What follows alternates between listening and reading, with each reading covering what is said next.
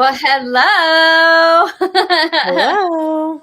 Guess who is with me tonight? It's me. Yes, we have missed you. It's been a minute.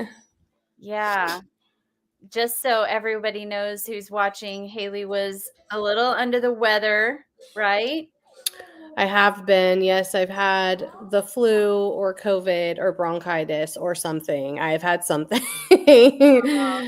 Yeah, it's So, been a bit since you've been around. So, I am always excited to have guests on here, and you are one of my off and on guests, and I always love your perspective of some of the things that you bring to the table, right? So it's so fun. Um, so tonight we are talking about Ezra. And I giggle because it's not a typical book that people reference. It's not a typical book that people read, and so just helping people and encouraging people to walk through the Bible, in a year. It's always fun to read some of these books that people don't always read. And so, um, sorry, is that me? I'm sorry. Heaven's Dexcom alarm is going off. okay, Sorry. okay. Yeah. So Ezra, have you ever read the book of Ezra? Do you I have remember? not. No. Yeah. So, according to my devotional, I have everything mapped out. And according to my map, Ezra takes 3 days. So we spent 3 days reading the book, and I wanted to get your take on it. Yeah, no, it was a great one. I loved the devotions and you had a lot of good insight in them. Nice. So, what was one of the ones that you liked? Well, the stirring the heart for sure, because I'm all about a good conversation on whatever is inside of your heart, going to pursue that. So that was definitely one of my favorites for sure. Really? Yeah. Um, Yeah, I tried to get Mimi, which is my mom, your grandma. I tried to get her on as a guest that day, but they don't have a computer with a camera, and they have a really difficult time with technology. So I had to Yeah. wing it that day, but that would have been a fun day to have Mimi on. We'll have to have her on as a guest some other time. But so yeah, and it looks like we have another guest. Hi, Jan. Hi, Anita. Hey, Haley. Hello. Yeah, so we were just talking, Haley was talking about how she was enjoying the day that we talked about, or that was stirring the heart. When you talk about uh God stirring what's in your heart. And I was just sharing how that I was hoping to try and have my mom on there, since that devotional, that specific day, had the story of memories from my mom stirring the pot and what have you. And she was just sharing with you. Were you finished sharing with you what you were talking about on that, Haley? Oh, yeah, I was just saying that I love a good conversation of, stirring what's in your heart and whatever dreams you have or inspirations that the Lord inspires. I love talking about that. So that was definitely one of my favorite days in Ezra. Mm-hmm. Yeah. That's a fun day. And sometimes it's, tough to bring about what God, wants in our lives.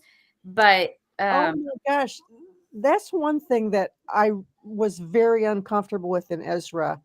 The part when he told them that the men who had married women from like not in their clan, and they had to put aside the wives and the children. That just that would be so hard. That's the thing I don't quite understand about God in that.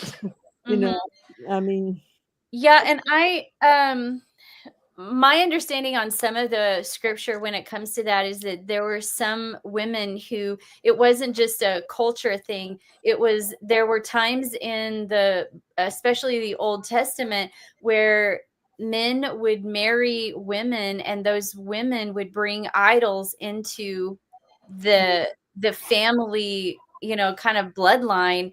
And that was, I think, what they were talking about here, is that the women were actually not Sending their associated. husbands away from the true God. Right. And so it's kind of one of those themes in the Old Testament where some of the women would bring in idols into the marriage. And Right. that can be really difficult when you go down that path, and then your spouse and Well, still, yeah. it's hard for me to imagine. I understand, God doesn't want that, but there are innocent children involved here, and like Mhm. if the man has to put away the wife because she is actively taking him away from God, the children are probably going to stay with the mom rather than the dad. So, Mhm. you know, Yeah, and I don't know enough about the culture yeah. during that time of Ezra to be able to comment on that. If I got Pastor Westlake on here, he would know.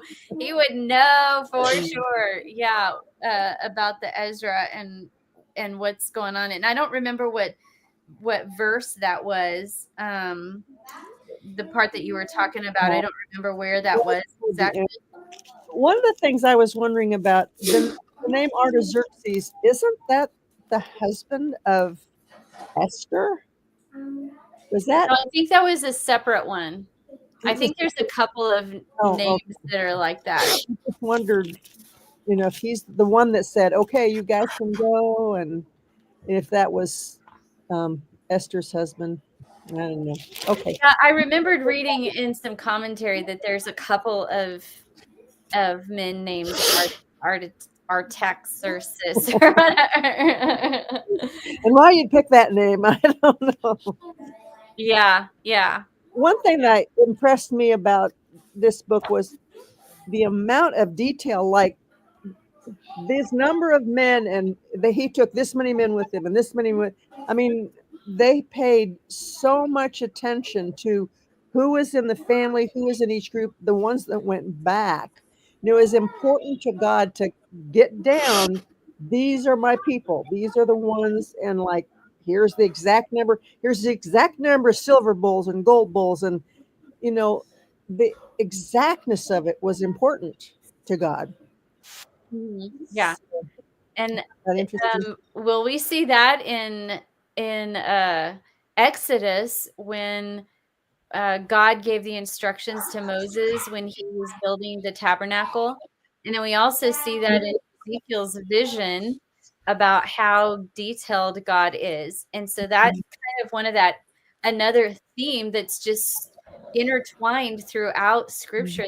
God is a God of the details. He cares about the details, and he cares about the order of things. And so it's interesting how that we can read about how detailed he really is, Mhm, and how mhm, organized he is. So, mhm. yeah. My The Bible that I pay most attention to here lately, I'm a David Jeremiah study Bible, and Oh, I just found it interesting that in his introduction to it, he mentions that there were really two exoduses. Though we all think about the first exodus when they're coming out of Egypt, but like that this second exodus when they had been carried into captivity, that exodus back to the promised land actually took place over about 100 years, and that it was really three groups of people that went, and somehow that I didn't get that at all. So I'm glad David Jeremiah has done his study work on there, and it said something about the fact, like it took about when they went back that oh, I should quote it to you correctly, something about one of the I know what it was, that Ezra and Nehemiah in the Hebrew Bible are actually considered one book. because it all kind of ties together. That the later Bibles or the Christian Bible, they separate it, but that like one guy was kind of in charge of building the temple, one guy was in charge of building the wall, but Ezra's main job was kind of like stirring up the spirit of the people to do the right thing. So I thought that was kind of interesting. I like that. Yeah. Yeah, I like that. I haven't read into the David Jeremiah version, but yeah, there's a lot of great reviews about that Bible. And my son actually wanted a Bible for Christmas, and that's the one I got him, was the Oh, yeah. David Jeremiah version. Yeah. It's good. I enjoy it. Yeah, Yeah. yeah. So, You have any other thoughts, Haley? I'm just listening. Oh, you are? Okay. Yeah. No, I do love, I Come feel on live because I don't really have any comments. I mean, other than what David Jeremiah said, I thought that was interesting. Yeah. no, I do think that Ezra, he's very humble, and I loved how he was so reverent when he was talking about God. And yeah, I did notice that. Nice. Yeah. I mentioned in my podcast how that he's literally ranked up there as one of the greats of the greats, you know? And yet we so often miss him, because his book is probably so small, or there's not a lot probably that, we read about him, but yet he's reverenced as such an amazing man of God. And a lot of Bible scholars will equate him to a Moses. Yeah. Mm-hmm. Yes, he's just really high up there. And so it's fun to read about those people that we don't necessarily always hear about in sermons or Sunday school stories or things of that nature. So it's always fun to go back and read about some of those people. And he I liked how at the very end, my last devotion where I talked about just unplugging all the sin, and that was kind of his final, vocalization to the people. It was almost like his prayer as well, to get away from the sin, and unplug it. So, uh, yeah, he's a very strong man of God. Yeah. Love that. Another thing that I found interesting just about the rebuilding of this second temple, that took about 16 years, and they said that the people at that time took it to the point that it then remained, that they just made do with that temple that they rebuilt until, and that was, what, 500, 560 something, I don't know, but they kept that temple, which until um, there was Herod's temple. Herod wanted to rebuild Herod king. So that was like the time of Christ. So whatever they built at that time lasted them for what, 400 or 500 years, I guess, until they added on to it. Switched it up. Yeah. Who is singing? Is that heaven? That Haley Yes. Spears. Yes, that is heaven. She is singing upstairs. Oh, that's Wow, you can hear that all the way. Sure can. Her voice carries. that's good. Wow. That's yeah. Yeah, and so anyway, I absolutely, I always love, reading. It's not like Ezra is an underdog, but he kind of is an underdog because Oh he yeah. hasn't been spotlighted like the other men, you know. So in a way, he kind of is the underdog because he doesn't get the recognition that he deserves, you know. Yeah, he just has a little bit of a simpler book, I think. There's nothing like super showy about it. And so that's probably why he flies under the radar, but his stuff was still really good. Yeah, that's a good way to put it. Yeah, a little more simple. And He then at the end, all the people listed. he Yeah. mentioned something that I don't know quite how to think of it. It it made me think, well, do we do that today? And it's the thing about, like, he asked when he was getting permission to like have the people go, he said, I guess he wanted the supplies and stuff, but he said he was afraid to ask the king for soldiers to protect him because he had already told everybody, our God is going to protect us all the way. And so he was kind of fearful that, is God really going to protect us all the way?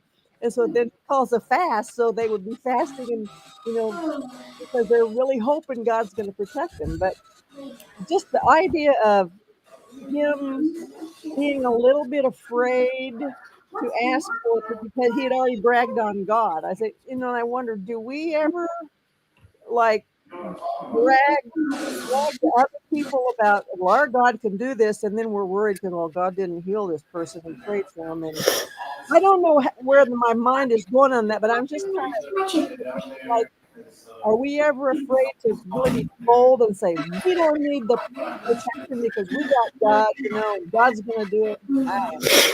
I also think that shows the human nature of prophets as well. Like they're still humans and they still Bingo. yeah, they still have their doubts and yet they have a direct connection with God and they're over here still doubting too.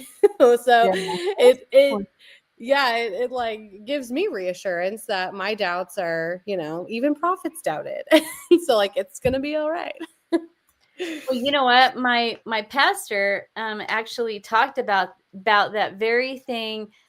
I think it was a couple weeks ago. He was talking about the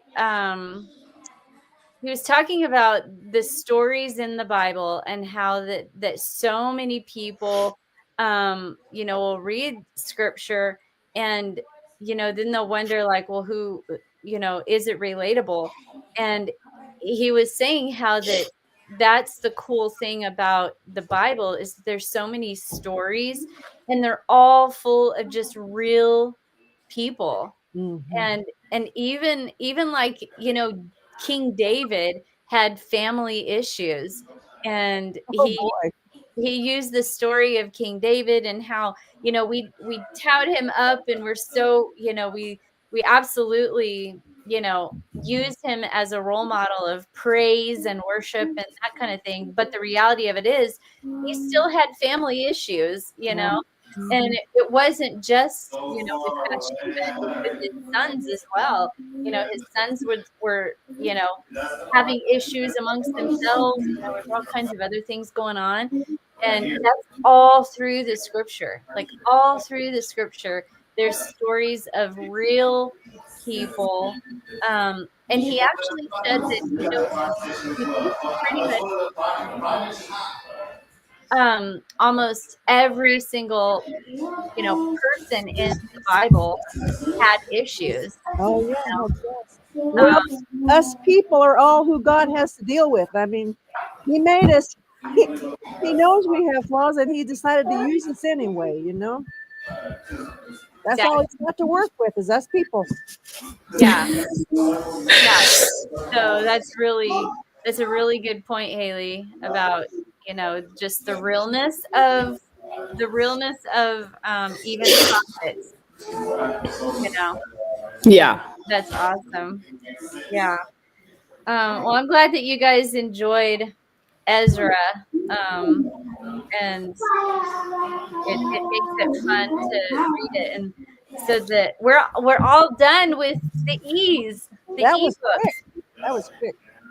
Well, Yeah. Ezra was quick. Yeah. And then we have Galatians is next, back in the New Testament, and Galatians is only 2 days. Um, but I'm gonna have to talk about Galatians on Sunday night because I have a gala that I'm going to on Saturday night, and I'm the MC of it, so I'm not able to actually go live during my speeching. Probably not. That's probably I would doubt it. Yeah, so I'll go live on Sunday night instead if you guys want to join me then. So that'll be talking about Galatians. I'll try to take better notes if I come. If I'm able to You come, what? I'll try to take notes. So if I come, I'll have something to say. Well, I mean, it's all of you have stuff to say, you're good. Um yeah, so do you guys have anything else that you want to share at all about Ezra before we I think we're good. I think shut we're down? good. I think I might just have to read ahead a little bit in Nehemiah because I'm kind of interested. Since now I know those were really 2 books to see how it flowed. Remember how it flowed, but I'll Right. keep up with the reading. We have to try to keep up with our lessons. But, Yeah. I yeah. love the book of Nehemiah. Love that book. So cool. Okay. Well, we are done with all the ebooks, and now we go to the G books and back to the New Testament. So Galatians will be a good one, and it's short, so it's only 6 chapters, and it's divided into 3 days or 2 days. So anyway, yeah. So I guess we'll close out. And keep rinsing, reflecting, and repeating. All So it's right on right, time. guys. Well, have a good night, and see you on the Facebook group. Okay. All right. Bye bye. Bye. Bye.